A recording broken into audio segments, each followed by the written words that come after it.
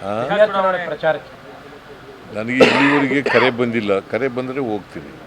ವಾತಾವರಣ ಹೇಗಿದೆ ಅಂತೆ ಸರ್? ನಮ್ಮ ಪ್ರಕಾರ ಇಂಡಿಯಾ ಗೆಲ್ತದೆ ಅಂತ ಇದೆ.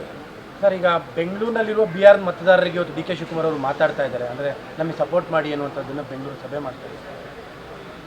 ಬಿಹಾರ್ನವರು ಭಾಳ ಜನ ಇದ್ದಾರೆ. ಅವರು ಮನವಿ ಮಾಡೋದು ಮಾಡ್ತೀವಿ, ನೋಡೋಣ ಅವ್ರು ಏನು ಮಾಡ್ತಾರೆ. ಏನು ಫ್ಯಾಕ್ಟರ್ ವರ್ಕೌಟ್ ಆಗ್ಬೋದು ಅಂತ ಸರ್?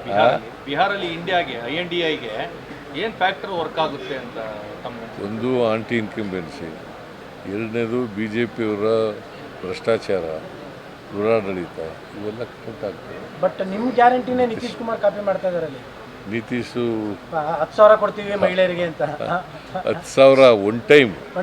ಅದೇ ನಾವು ಪ್ರತಿ ತಿಂಗಳು 2,000 ಕೊಡ್ತೀವಿ. 1,24,000 ಮಹಿಳೆಯರಿಗೆ 2,000 ರೂಪಾಯಿ ಪ್ರತಿ ತಿಂಗಳು ಕೊಡ್ತಾ ಇದ್ದೀವಿ.